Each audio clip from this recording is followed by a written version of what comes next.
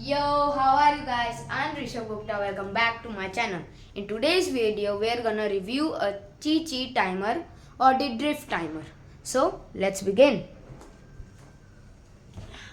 Shit, I forgot. We bought a timer and we didn't buy any batteries. Oh no, what am I gonna do now? It's okay. I'll just grab batteries from another thing, I guess.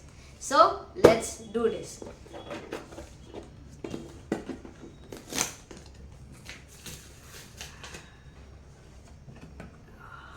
Yes. Whoa.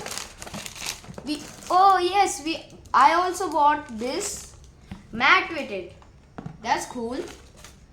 So let's begin. This cardboard irritates me, right? So what do we have here? A stack mat timer with a mat. So wait a second, guys. I'm just gonna bring a cutter.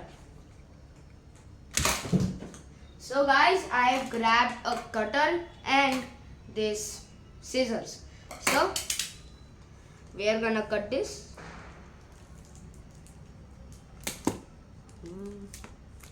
I'm just gonna use the scissors.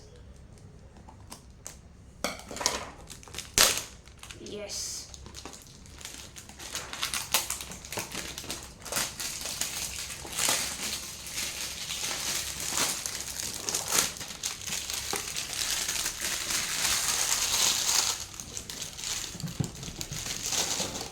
So we are gonna review the mat later.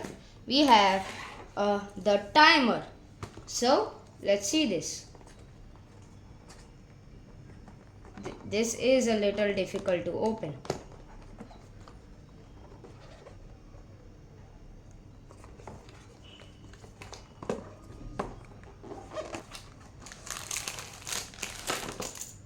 What is this? We'll see all that later. We have the manual, the timer itself, and whatever this is. So let's unbox this thing. Yo,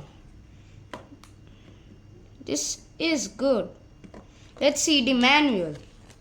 How to use this timer, I'm gonna tell you right now, and if it is worth the money.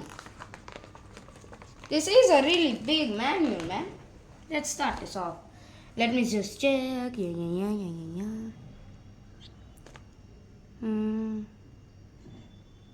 You guys can also read this.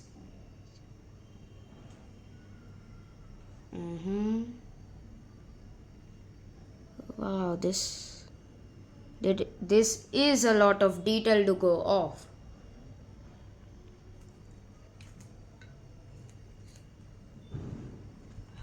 Okay, so now you have read the time manual. So let's see if this comes with any batteries.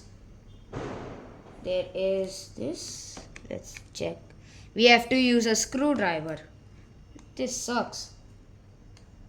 There's also tape on the display. So I'm gonna give you an overview. So to start this, you have to press this button and you place your fingers, not your whole palm, on this. So place your fingers, and when you let go, the timer will start. And once you have completed your solve, then you again put your fingers right here and stop this. Then it will show your time displays on the screen. And then if you want to do another solve, okay guys, with the help of this screwdriver that I got from my dad, we also put the batteries in. You need two AAA batteries. So how to actually use this? It's pretty simple. To on this, you first have to hit this power button. See? Then if you want to solve this Rubik's cube, then you have to place your fingers on here. Then wait for the green light to turn on. Then let go of your fingers and then start solving. And once you have solved, place your fingers like this and simple. If you want to do another solve, you can do this button which resets. And if you want to save a time, you can press this button. See, it gives me a time. So let's use this now. Let's start. First I'm gonna scramble up the Rubik's Cube. Then I'm gonna go with my inspection time. Then start, then place your fingers, wait for the green light to turn on, and then start solving the Rubik's Cube. I have improved a little bit on how to solve the Rubik's Cube by practicing. In Rubik's Cube, the practice is the main thing, as practice can be the definition between someone who averages around 20 seconds to someone who averages around 5 seconds. Yes, see, I got a count in 24 seconds. That is insane for me. So that's how this timer works. And here I have a mat. A mat is used to place your Rubik's Cube there. Let's see this mat. Is it really good? There is some tape you have to get rid of.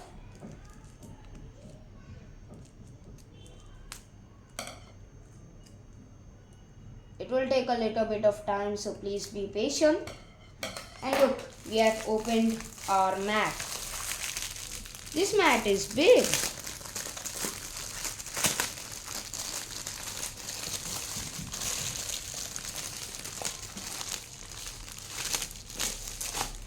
It gets stuck.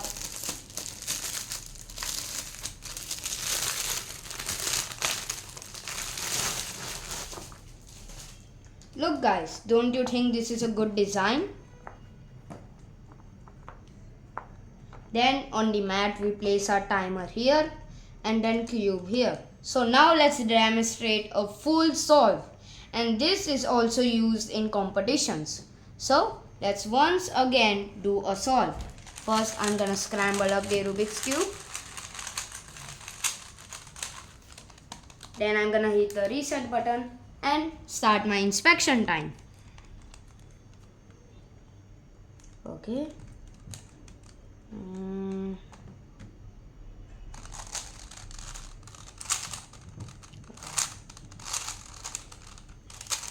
Shit, I messed up. Yes, this is not really good for me.